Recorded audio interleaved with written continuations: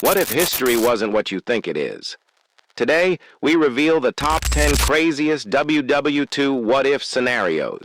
Number 10, TikTok versus Hitler. Imagine if Hitler had TikTok. In the 1940s, propaganda was a slow weapon. Speeches in stadiums, newsreels in theaters, posters on every wall. Now imagine that same message, but supercharged by algorithms, hashtags, and viral clips. 15 seconds. Billions of views. One man controlling the global narrative through a phone screen. Hitler's propaganda ministry was built on control, words, symbols, and repetition. TikTok rewards the same thing: emotion, shock, simplicity. Imagine an endless stream of short videos glorifying national pride, wrapped in music, edits, and memes. Instead of rallying crowds in Nuremberg, Hitler could broadcast directly to the minds of Gen Z and millennials worldwide. No armies, no speeches, just infinite scrolling. Now picture the Allies fighting back, not with tanks, but with creators. British and American influencers producing counter-content, trying to fact-check lies while the algorithm amplifies whatever gets the most engagement, truth or not. Would Churchill's famous speeches even matter if the For You page was flooded with propaganda clips before they aired on radio? This is the terrifying question of the digital age. If one man in the 1940s could hypnotize millions with microphones and megaphones, what could he have done with a global algorithm that learns exactly what people fear, love, and hate? In this version of history, the battle for freedom wouldn't be fought in Europe. It would be fought in the comments section. Number 9, Coca-Cola's Nazi deal. Coca-Cola, the taste of freedom, the symbol of America, right? But during World War II, Coca-Cola had a secret. It was also the drink of Nazi Germany. When war broke out, the German Coca-Cola branch couldn't import the syrup and ingredients from the U.S. Allied trade embargoes cut them off. So the German division's leader, Max Keith, improvised. He created a new drink from leftover fruit pulp, apple fiber, and whey, a strange orange liquid that became Fanta.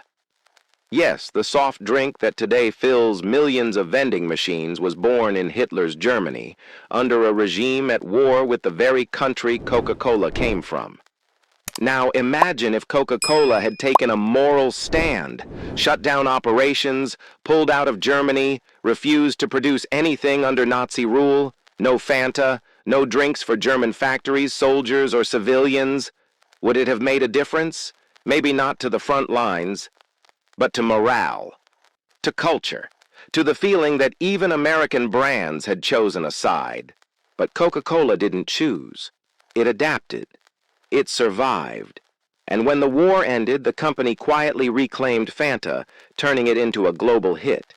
It is one of history's strangest contradictions. The most American brand on earth owes part of its success to Nazi Germany. So here's the real question.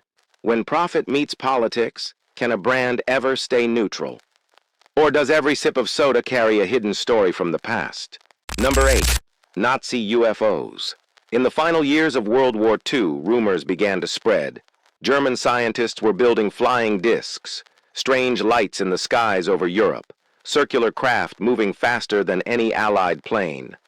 Was it just chaos and confusion, or something far more advanced?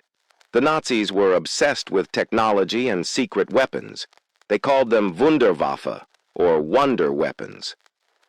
They built the first jet fighter, the first guided missile, even experimented with vertical takeoff aircraft. But then came the strangest claim of all, projects like Die Glock, the Bell, a mysterious device said to bend gravity itself. Some say it was pure myth, a desperate rumor born from a collapsing empire. Others believe it was a real prototype that vanished in the final days of the war, smuggled away as the Allies closed in. After 1945, American and Soviet engineers both reported finding fragments of German blueprints that looked decades ahead of their time. Now imagine if the technology had worked. Disc-shaped craft soaring silently across Europe. Instant reconnaissance. No radar could track them. No bombers could reach them. The Cold War might have started years earlier, not with nuclear tests, but with an arms race for anti-gravity. And here's the wildest part. After the war, UFO sightings skyrocketed. Some people still whisper that those flying saucers weren't T-aliens at all. They were the final ghosts of Nazi engineering, reborn in secret labs. History may never confirm it, but one thing is clear. The line between science fiction and wartime innovation was thinner than anyone imagined. Number 7. The Nazi Gold Mystery. At the end of World War II, as the Third Reich collapsed, something else disappeared. Tons of gold, diamonds, and art stolen from across Europe. They called it the Nazi treasure, and to this day, no one knows exactly where it went. As Allied troops advanced on Berlin, convoys of trucks left in the night, carrying crates filled with gold bars, ancient paintings, and foreign currency. Some ended up in hidden vaults deep in the Alps. Others vanished into mountain lakes, sunk to the bottom with explosives. After the war, treasure hunters, intelligence agencies, and even governments began searching for it. In Austria, divers found sealed chests in Lake Toplitz. In Poland, rumors spread of a secret gold train buried in a tunnel. But the official records? They stop abruptly, as if the treasure simply evaporated. Now imagine if that gold didn't vanish by accident. What if it was used quietly to rebuild hidden Nazi networks after the war? Money can buy silence, protection, even power. Some historians believe that parts of the Nazi fortune resurfaced in private banks, funding industries, and influencing politics long after the Reich fell. Others think it's still buried, waiting beneath lakes, bunkers, or forgotten ruins. If the Nazi gold were found today, its value could reach billions. But the real question isn't how much it's worth. It's who it belonged to and what it was used for. Because sometimes the most dangerous secrets aren't the ones lost in battle, they are the ones still hidden underground. Number 6. Elon Musk versus Hitler. What if Elon Musk had been alive during World War II, a mind obsessed with rockets, energy, and the future, dropped into a world ruled by fear, chaos, and ideology? In the 1940s, the most advanced weapon in existence was the V2 rocket, a terrifying missile, but primitive by modern standards. Now imagine if Musk's genius, reusable rockets, electric vehicles, satellite networks, existed then. Would he have worked for the Allies, or would both sides have fought to control him? Picture a young Elon in 1942, building battery-powered tanks instead of Teslas, launching rockets not to Mars but across the Atlantic, designing AI-driven drones decades before the concept even existed. With Starlink-style satellite networks, the Allies could have tracked every movement, every message in real time. Propaganda could have been broadcast from orbit, intelligence shared instantly. The war might have ended years earlier or escalated into something far worse. But there's a darker side. What if Hitler had gotten to him first? His obsession with wonder weapons was real. He dreamed of world domination through technology. A mind like Musk's, under that control, could have built tools far beyond nuclear power. The irony is chilling. Musk's modern dream is to colonize Mars. But in the 1940s, that vision might have been twisted into a nightmare of global control. It makes you wonder, is technology only as good as the person who wields it? Or is it, by nature, a weapon waiting to be claimed by whoever gets there first? Number 5. AI in WW2. Artificial intelligence didn't exist in the 1940s. But what if it did? What if the most destructive war in human history had been guided not by generals, but by algorithms? Imagine a computer capable of predicting enemy movements before they happen, decoding every message, analyzing every battle, simulating millions of strategies in seconds. The Enigma code, which took years of effort to break, could have been solved in minutes. Every convoy, every airstrike, every invasion, perfectly calculated. The Allies could have predicted the Blitz before it started. Hitler's armies could have avoided D-Day entirely. Wars fought by data, not instinct. But with AI comes control. Who decides what victory means? A general or a machine? If fed the wrong ideology, an AI could have become the perfect tool for dictatorship. No sleep, no conscience, no questions. Now imagine propaganda written by algorithms, posters, speeches, and films optimized for emotion, for obedience, for fear. The war for hearts and minds would have been fought not with words, but with precision-engineered persuasion. On the other side, the Allies could have used AI to save millions, predicting famine, rationing supplies, avoiding senseless battles. It might have been the most efficient war in history, or the coldest, because in the end, AI doesn't choose sides. It follows data, and in a war where humanity itself was on the line, artificial intelligence might have erased the very thing that made us worth saving. Number 4. Trump versus Churchill. Two leaders, two egos, two completely different worlds. But what if Donald Trump and Winston Churchill had led side by side during World War II? Churchill, the bulldog of Britain, a master of words, uniting a broken nation through sheer defiance. Trump, the businessman turned populist, commanding global attention through social media and shock. Now imagine 1940, Nazi Germany rising, Britain under siege, and the U.S. led by Trump instead of Roosevelt. Would he have joined the war early, or kept America neutral with an America First policy? Picture the headlines.